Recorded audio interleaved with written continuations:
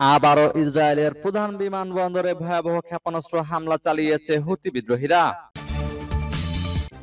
আরো বিস্তারিত জানিয়ে দিব। এদিকে ফিলিস্তিন রাষ্ট্র না হওয়া পর্যন্ত অস্ত্র ত্যাগ করবে না হামাস। এবার ইউক্রেনের আরো একটি গ্রাম দখলের দাবি রাশিয়ার। এদিকে গাজায় ইসরায়েলি হামলায় প্রাণ গেল আরো অন্তত 98 জন ফিলিস্তিনির। আরো জানিয়ে দিব, এবার ইউক্রেনের ড্রোন হামলায় রাশিয়ার তেলের ডিপোতে আগুন। এদিকে ট্রাম্পের হুমকি সত্ত্বেও রাশিয়া থেকে তেল কিনবে ভারত। এবার চীন রাশিয়ার যৌথ সামরিক মহড়া শুরু। এবং সর্বশেষ জানিয়ে দিব, এদিকে ট্রাম্পের আল্টিমেটাম উড়িয়ে দিলেন পুতিন। শুনছিলেন সংবাদ শিরোনাম, এখন বিস্তারিত। তবে তার আগে অনুরোধ থাকবে, এই ভিডিওতে একটি লাইক দিন এবং কমেন্টস করে জানিয়ে দিন আপনি কোন জেলা থেকে বা কোথায় থেকে আমাদের সাথে যুক্ত রয়েছেন। এবং সংবাদের সর্বশেষ গুরুত্বপূর্ণ আপডেট পেতে চ্যানেলটি সাবস্ক্রাইব করে আমাদের সঙ্গেই থাকুন। আবারও ইসরায়েলের প্রধান বিমানবন্দরে ভয়াবহ ক্ষেপণাস্ত্র হামলা চালিয়েছে হুতি বিদ্রোহীরা। ইসরায়েলের বেনগুরিয়ন বিমানবন্দর লক্ষ্য করে ফের ক্ষেপণাস্ত্র হামলা চালিয়েছে ইয়েমেনের হুতি বিদ্রোহীরা। শুক্রবারের এ হামলা প্রতিহত করা হয়েছে বলে জানিয়েছে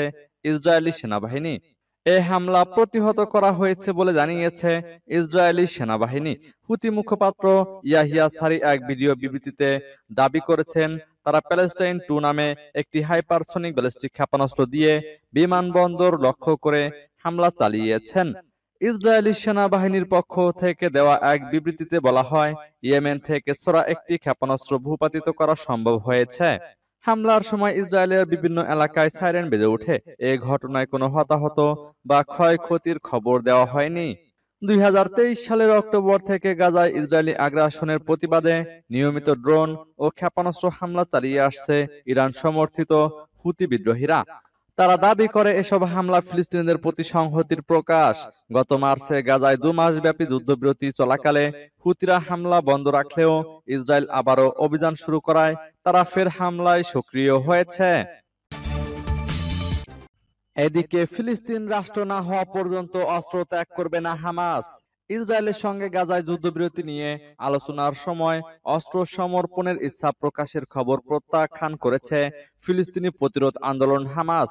সশস্ত্র গোষ্ঠীটি বলছে, যতদিন ফিলিস্তিনিদের জাতীয় অধিকার পূর্ণ প্রতিষ্ঠিত না হবে ততদিন পর্যন্ত সশস্ত্র লড়াই থামানো হবে না। খবর আল জাজিরার। যুক্তরাষ্ট্রের প্রেসিডেন্ট ডোনাল্ড ট্রাম্পের মধ্যপ্রাচ্য বিষয়ক দূত স্টিভ উইটকফের একটি মন্তব্যের প্রেক্ষিতে এক বিবৃতিতে এ তথ্য জানিয়েছে হামাস। উইটকফ দাবি করেছিল, হামাস অস্ত্র ত্যাগে সম্মতি হয়েছে। ইসরায়েলি সংবাদ মাধ্যম হারেজ জানিয়েছে, মার্কিন দূত জিম্মিদের পরিবারকে বলেছেন, যুদ্ধবিরতি আলোচনার সময় হামাস জানিয়েছে তারা অস্ত্র ত্যাগের জন্য প্রস্তুত। তবে উইটকফের দাবি প্রত্যাখ্যান করে শনিবার এক বিবৃতিতে হামাস জানিয়েছে, যতক্ষণ পর্যন্ত ইসরায়েলি দখলদারিত্ব অব্যাহত থাকবে ততদিন পর্যন্ত সশস্ত্র কার্যক্রম জাতীয় ও বৈধ হিসেবে থাকবে। বিবৃতিতে আরো বলা হয়, যতদিন ফিলিস্তিনিদের জাতীয় অধিকার পূর্ণ প্রতিষ্ঠিত না হবে এবং পূর্ণ সার্বভৌমত্ব এবং স্বাধীন ফিলিস্তিন রাষ্ট্র, যেটির রাজধানী হবে জেরুজালেম, প্রতিষ্ঠিত না হবে ততদিন পর্যন্ত সশস্ত্র লড়াই থামানো হবে না। এবার ইউক্রেনের আরো একটি গ্রাম দখলের দাবি রাশিয়ার। ইউক্রেনের পূর্বাঞ্চলীয় দোনেৎস্ক অঞ্চলের আরো একটি গ্রাম দখলের দাবি করেছে রাশিয়া। শনিবার এক প্রতিবেদনে এ তথ্য জানিয়েছে তুরস্কের বার্তা সংস্থা আনাদোলু। রুশ প্রতিরক্ষা মন্ত্রণালয় শনিবার এক বিবৃতিতে জানিয়েছে, ইগ বাহিনীর ইউনিটগুলোর অভিযানের পর আলেকজান্দ্র কালিনোভের বসতি রাশিয়ার নিয়ন্ত্রণে এসেছে। মন্ত্রণালয় আরো জানিয়েছে, ইউক্রেন ড্রোন ব্যবহার করে বিমান হামলা চালিয়ে প্রতিক্রিয়া জানিয়েছে। এর মধ্যে 338টি ড্রোনকে গুলি করে ভূপাতিত করা হয়েছে এবং রাতভর আটকে রাখা হয়েছে। রাশিয়ার এ দাবির বিষয়ে এখনো কোনো মন্তব্য করেনি ইউক্রেন। আর চলমান সশস্ত্র সংঘাতের কারণে স্বাধীনভাবে এ তথ্য যাচাই করা কঠিন বলেও জানিয়েছে আনাদোলু। এর আগেও ইউক্রেনের দোনেৎস্ক অঞ্চলের পশ্চিমে একটি গ্রাম দখলের দাবি করে মস্কো। দেশটির প্রতিরক্ষা মন্ত্রণালয় জানায়, রুশ সেনারা মার নামের একটি গ্রাম দখল করেছে ও তারা এটির সোভিয়েত নাম কার্ল মার্কস বলে উল্লেখ করেছেন। এদিকে গাজায় ইসরায়েলি হামলায় প্রাণ গেল আরো অন্তত 98 জন ফিলিস্তিনির। ফিলিস্তিনের অবরুদ্ধ গাজায় ইসরায়েলি হামলায় একদিনে আরো ৯৮ জন নিহত হয়েছেন। আহত হয়েছেন ১,০০০-এরও বেশি। এর মধ্য দিয়ে ২০২৩ সালের অক্টোবর থেকে শুরু হওয়া ইসরায়েলি আগ্রাসনে নিহতের সংখ্যা বেড়ে ৬০,৪৩০ জনে দাঁড়িয়েছে। শনিবার ফিলিস্তিনি স্বাস্থ্য মন্ত্রণালয় এ তথ্য জানিয়েছে। খবর সংবাদ সংস্থা আনাদুলুর। স্বাস্থ্য মন্ত্রণালয় এক বিবৃতিতে জানিয়েছে, ২০২৩ সালের অক্টোবর থেকে গাজা উপত্যকায় ইসরায়েলের যুদ্ধে কমপক্ষে ৬০,৪৩০ জন ফিলিস্তিনি নিহত হয়েছেন। বিবৃতিতে আরো বলা হয়েছে, গত ২৪ ঘন্টায় ৯৮টি মৃতদেহ হাসপাতালে আনা হয়েছে এবং আহত হয়েছেন আরো ১,০৭৯ জন, যার ফলে আহতের সংখ্যা বেড়ে ১,৪৮,৭২২ জনে দাঁড়িয়েছে। এতে আরো বলা হয়েছে, উদ্ধারকারীরা তাদের কাছে পৌঁছাতে না পারায় এখনো অনেক ভুক্তভোগী ধ্বংসস্তূপের নিচে এবং রাস্তায় আটকা পড়েছেন। মন্ত্রণালয় আরো জানিয়েছে, মানবিক সহায়তা নিতে গিয়ে ৩৯ জন নিহত এবং ৮৪৯ জন আহত হয়েছেন। এবার ইউক্রেনের ড্রোন হামলায় রাশিয়ার তেলের ডিপোতে আগুন। ইউক্রেনের ড্রোন হামলায় রাশিয়ার সোচি শহরের একটি তেলের ডিপোতে আগুন ধরে গেছে। সেখানে শতাধিক দমকল কর্মী আগুন নেভানোর চেষ্টা করছেন বলে জানিয়েছেন আঞ্চলিক গভর্নর। রাশিয়ার আরআইএ বার্তা সংস্থা জরুরি বিভাগের কর্মকর্তাদের বরাতে জানিয়েছে, সোচি যেখানে অবস্থিত কৃষ্ণ সাগরের তীরবর্তী সেই ক্রাসনোদার অঞ্চলে ২,০০০ ঘনমিটার ধারণ ক্ষমতা সম্পন্ন একটি জ্বালানি ট্যাঙ্কে আগুন লেগেছে। রোববার ক্রাসনোদার অঞ্চলের গভর্নর বেনিয়ামিন কনদ্রাতিয়েভ সোশ্যাল মিডিয়ায় জানিয়েছেন, সোচির অ্যাডলার এলাকার এই ঘটনায় ১২০ জনেরও বেশি দমকল কর্মী আগুন নিয়ন্ত্রণে আনতে কাজ করছেন।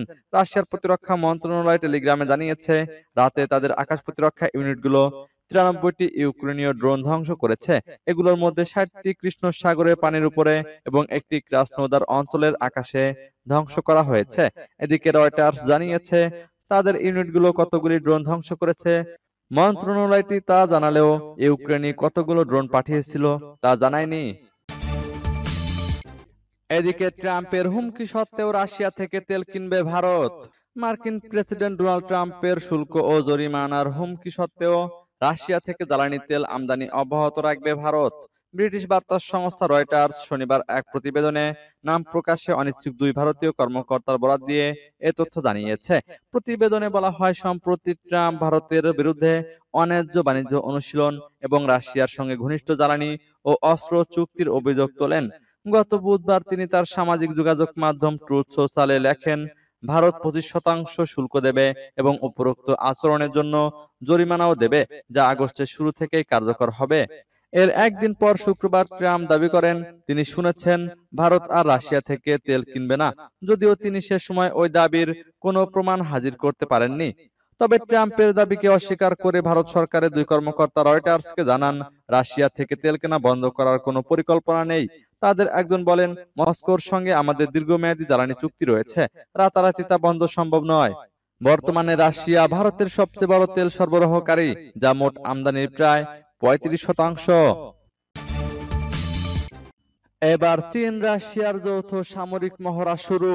দুই দেশের পারস্পরিক কৌশলগত অংশীদারিত্ব আরো শক্তিশালী ও মার্কিন নেতৃত্বাধীন বৈশ্বিক ব্যবস্থাকে ভারসাম্যপূর্ণ করতে রোববার জাপান সাগরে যৌথ নৌমহড়া শুরু করেছে চীন ও রাশিয়া।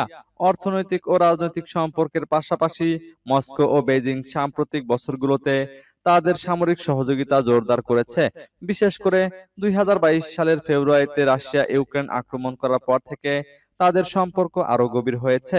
খবর এএফপির। চীনের প্রতিরক্ষা মন্ত্রণালয় বিবৃতিতে জানিয়েছে, রাশিয়ার ভ্লাদিভস্টক বন্দরের কাছে জলসীমায় জয়েন্ট সি ২০২৫ নামে শুরু হওয়া এ মহড়া আগামী ৩ দিন ধরে চলবে। উভয় পক্ষ সাবমেরিন উদ্ধার, যৌথ সাবমেরিন বিধ্বংসী, বিমান প্রতিরক্ষা, ক্ষেপণাস্ত্র বিধ্বংসী অভিযান এবং সামুদ্রিক যুদ্ধ পরিচালনা করবে।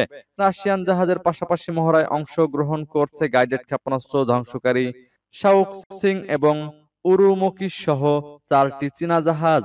মহড়ার পর দুই দেশ প্রশান্ত মহাসাগরের প্রাসঙ্গিক জলসীমায় নৌটহল পরিচালনা করবে।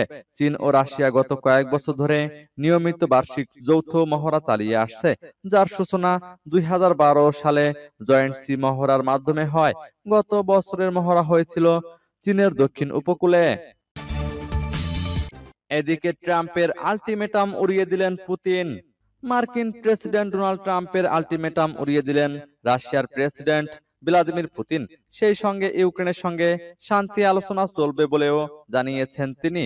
উত্তর পশ্চিম রাশিয়ার ভালাম দ্বীপে শুক্রবার দেওয়া ভাষণে পুতিন বলেন, সব হতাশায় উৎসই হচ্ছে অতিরিক্ত প্রত্যাশা। ট্রাম্পের পক্ষ থেকে পুতিনের উপর হতাশা প্রকাশের জবাবে এমন মন্তব্য করেন তিনি।